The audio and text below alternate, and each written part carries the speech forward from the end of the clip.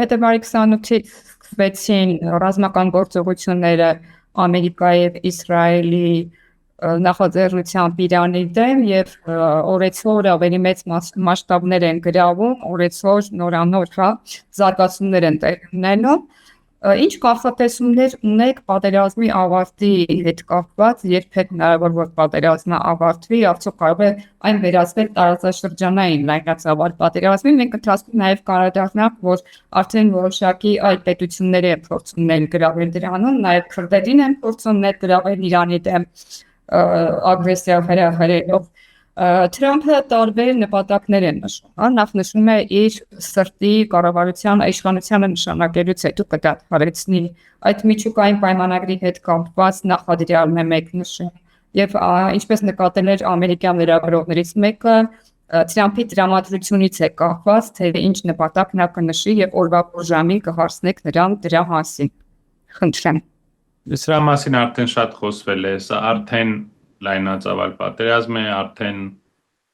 18 երկիր է ներքաշվել, վերջի անգամ որ ես հաշվել եմ, ամբողջ ռեգիոնն է ներքաշվել, փորձ է արվել Թուրքիային, Ադրբեջանին ներքաշել, դա էլ տեսակ։ Այստեղ հրամանները տալիս է Իսրայելի ղեկավարը, ոչ թե Միացյալ Նահանգների, նա է որոշում, թե ինչ է լինելու։ Դժվար է ասել սա ոնց է շարունակվելու, կամ Միացյալ Նահանգներին կհաջողվի կոտրել Իրանի դիմադրությունը, կամ Իրանը կդիմակայի եւ Միացյալ Նահանգները փակուղու մեջ կգտնվեն, քանի որ հնարավոր է իհարկե սպանել նախ բավականին ավազակային ձևով հարձակվել մի երկրի վրա, սպանել ղեկավարությունը, սկսել ռմբակոծել հիվանդանոցները, երեխաներին սպանել 10 տարեկան կամ նորածին, ասել որ Միացյալ Նահանգները պետք է որոշի թե Իրանը ով է կառավարելու, սա շատ վտանգավոր միտումներ են, սա միջազգային օրենքի ոչնչացում է փաստորեն։ Հիմա կամ մի կողմն է դիմակայելու կամ մյուսը, կամ սա կարող է շարունակվել, ասենք մի քանի շաբաթ, Աստված չտա, որից հետո ինչ որ միջնորդի դերում հանդես գա երրորդ ինչ որ կողմը, որը բերի կողմերին համաձայնության։ Բայց առայժմ Իրանը պատրաստ չէ բանակցել, մանավանդ այսպիսի հարձակումից հետո։ Իսկ ավարտի հետ կապված, տեսեք Թրամփը նշել է, որ ինքը անձամբ պետք է ներգրաված լինի Իրանի հաջորդ առաջնորդի ընտրության հարցում, ճիշտ այնպես ինչպես դա արել էր Վենեսուելայում, ընդունել է, որ սպանված գերագույն առաջնորդ Ալի Խամենեի որդին ամենահավանական հաջորդն է այս սցենարի զարգացման դեպքում, սակայն հստակ հասկացրել է, որ այդ արդյունքն իր համար անընդունելի է։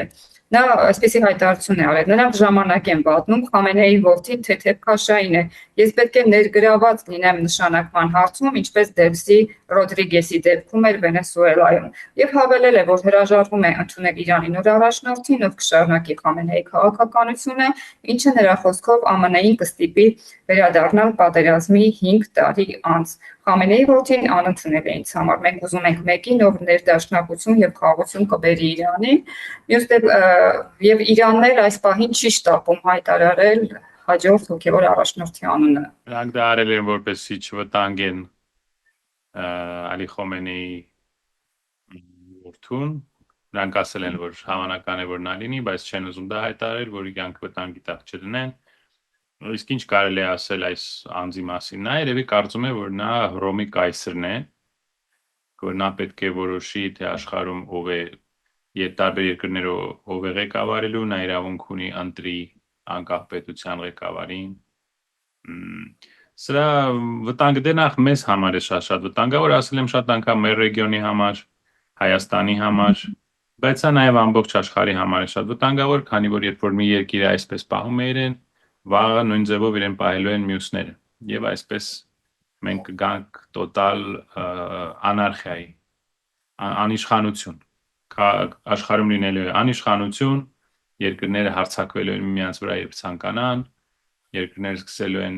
միմյանց տարածքի վրա կառավարություններ փոխել,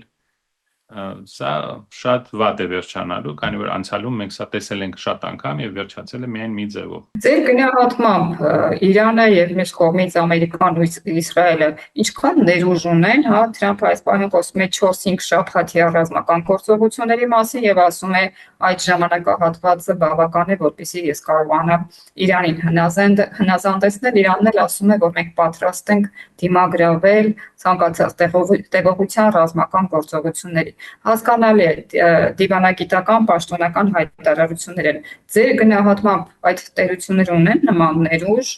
հնարավորինս երկար ձգելու, որովհետև այսօր կա նաև ռուս-ուկրաինական թեժ օջախը, որում Ամերիկան եւս ուղղակիորեն ներգրաված է։ Ես իհարկե չեմ կարող ունենալ այն տվյալները, որը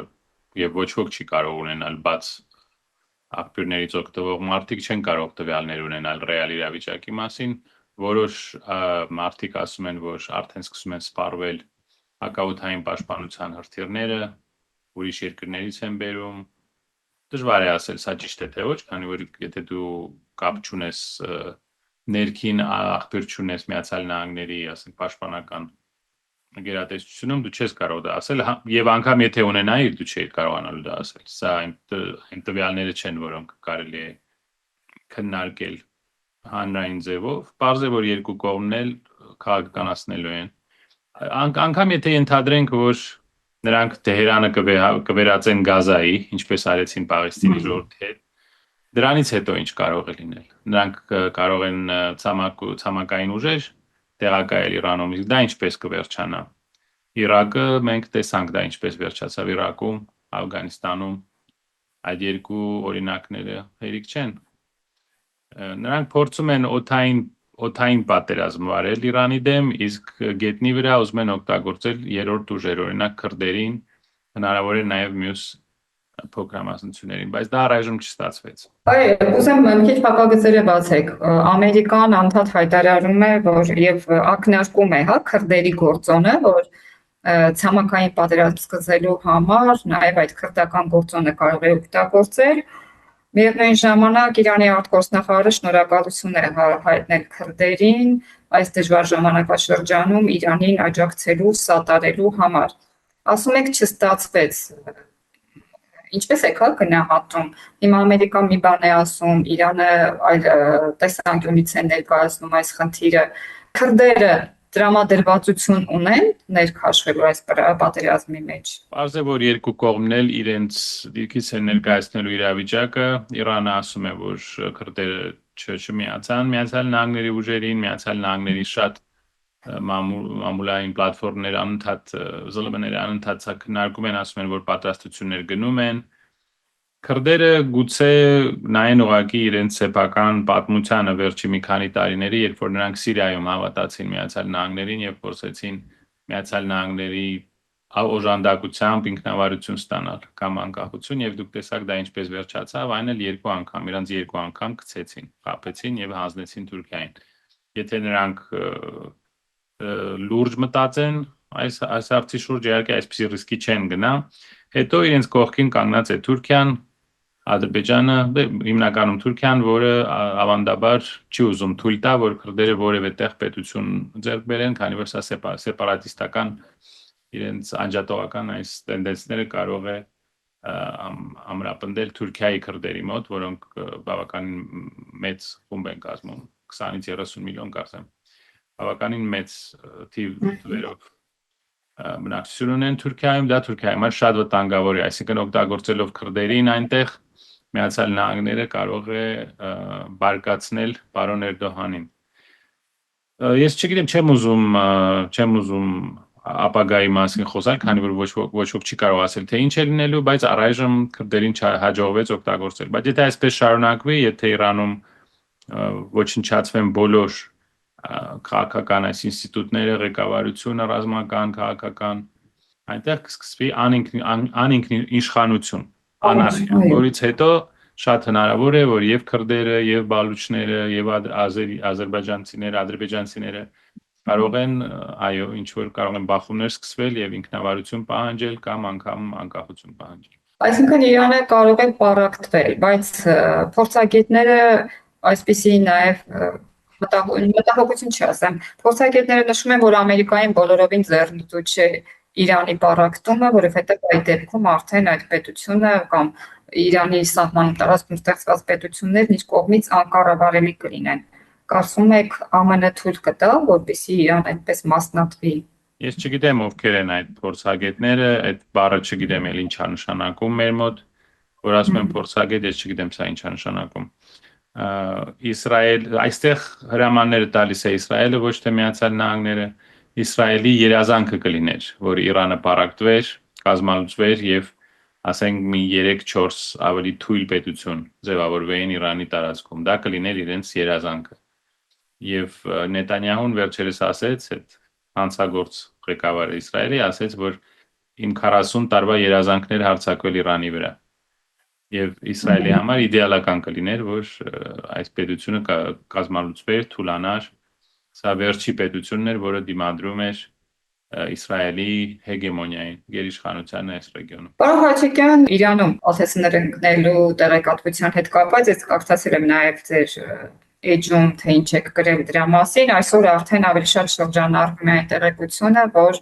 դա իսրայելական սադրանք է եւ չի բացառվում, որ հենց Իսրայելն է հարվածել Ադրբեջանին, որպեսզի կարողանա Ադրբեջանին եւս ներգրավի։ Հիմա այստեղ այսպիսի հարցեր են առաջանում.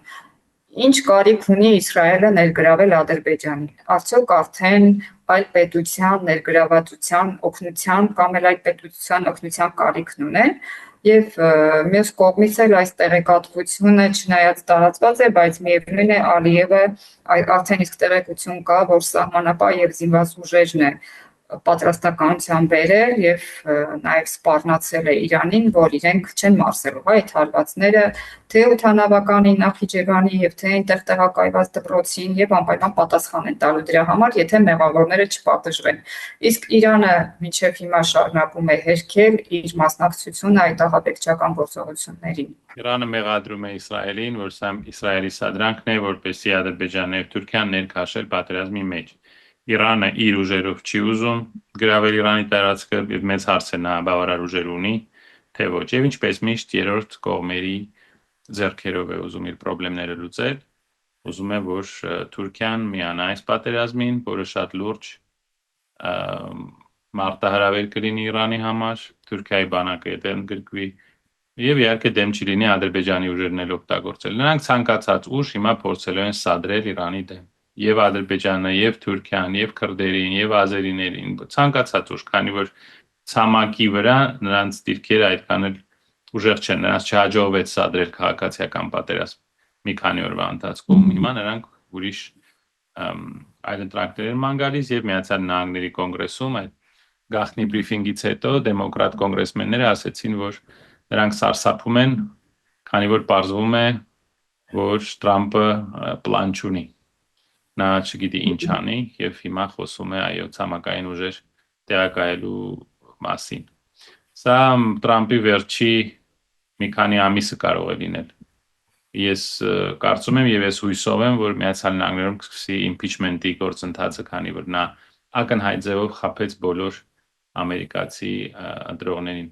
Մեզ բոլորիս նա խփեց, նա մեզ խոստումներ տվեց եւ բոլոր խոստումները խախտեց։ Ինչպես մի ուրիշ երկրի, մի ուրիշ այսպես կոչված ղեկավար։ Նա արեց ճիշտ հակառակը։ Ձեր էջում, անդրադառնալով այդ իսրայելական սադրանքին, նշել եք, որ սա սովորական երևույթ է Իսրայելի համար, նա սովոր է այդպիսի գործողությունների պատմությունը նմանատիպ փորձեր արձանագրել է։ Եվ Ադրբեջանը իմանալով դրա մասին արդյոք ինքը այդ կասկածը չունի, թե չի ուզում ի վերջո Իսրայելի հետ իր հարաբերությունները փչացնել, բայց մյուս կողմում էլ Իրանի հետ իր հարաբերությունների հարցն է դրված խաղաքարտին։ Ցանկացած պետություն այսպիսի գործողությունների դիմում է, սադրանքները դա նորմալ բան են միջազգային հարաբերություններում։ Ես Իսրայելի պատմությունով չեմ զբաղվել, բայց գիտեմ, որ ցանկացած պետություն կարող է այսպիսի բան կազմակերպել եւ բազմաթիվ օրինակներ կան եւ եվրոպական պատմության մեջ, ամերիկյան պատմության մեջ, բազմաթիվ։ Սա զարմանալ պետք չէ, պարզ է, որ ադրբեջանցիները սա հերկելու են։ Մենք գիտենք միայն, որ Ադրբեջանը եւ Իսրայելը դաշնակիցներ են։ Դա փաստ է։ Մենք դա գիտենք, կան պայմանավորվածություններ, դաշինքներ, փաստաթղթեր կան, պայմանագրեր կնքված, Իսրայելի զինտեխնիկան, զինատեսակները շարունակաբար մատակարարվում են Ադրբեջան։ Ես ասել եմ շատ անգամ, հենց Իսրայելի զենքով պարտվեցին հայերը եւ մեր զինվորներին սպանեցին։ Նրանք դաշնակիցներ են։ Շատ տրամաբանական է, որ Իսրայելը կփորձի ներքաշել Թուրքիան եւ Ադրբեջանը։ Պարոն Խաչիկյան, մի շատ նուրբ հարց եմ ուզում տալ։ Տեսեք, երբ որ Արցախը Ադրբեջանը օկուպացրեց, Իրանը ողջունեց, հա, Ադրբեջանի տարածքային ամբողջականության վերականգնումը, բայց օրինակ այսպիսի մտորում կա։ Ի վերջո Արցախը ոչ միայն Հայաստանի Հանրապետության անվտանգության դարպասներ, ստացվում է նաև, որ Արցախը Իրանի անվտանգության դարպասներ, հաշվի առնելով օրինակ նաև 12-օրյա պատերազմի ժամանակ Արցախի տարածքից հավանական ռմբակոծումը կամ հարթակի տրամադրումը, որպեսզի հրթիռակոծվի Իրանը։ Սրա հետ կապված ինչ կարծիք ունեք։ Ես կասեմ, որ թող որոշ մարդիկ, ովքեր որոշումներ են ընդունում տարբեր երկրներում եւ ոչ միայն Իրանում, եւ Հյուսիսում, եւ Հարավում, թող տարբեր մարդիկ հիմա նայեն, թե ինչ հետևանքների բերեց Արցախի անկումը։ Ռուսաստանը գոնե դիմադրեց, որոշ չափով դիմադրեց։ Իհարկե ես հույսով եմ, որ շատ ավելի վճռական ձևով կմիջամտի, բայց երբ որ մեր սեփական ղեկավարը ասում է, սա թոգեր մեր վզին եւ գնում հանձնում Ղարաբաղը, եկեք ռուսներին բացատրեք, թե նրանք ինչու պետքա մեզանից շատ սիրեն Ղարաբաղը։ Մի հատ բացատրեք ինձ, ոնց ես իրանց հետ վիճեմ, ասեք ես կվիճեմ։ Այդ մեկ, բայց դա չի նշանակում, որ նրանց արտաքին քաղաքականությունը փայլուն էր մեր ռեգիոնում, ակնհայտ է, որ սա շատ անհաջող քաղաքականություն էր, եւ Իրանն էլ մտածելու տեղ ունի, թող հիմա մտածի արդյոք արժեր ողջունել Ղարաբաղի անկումը, երբ որ հիմա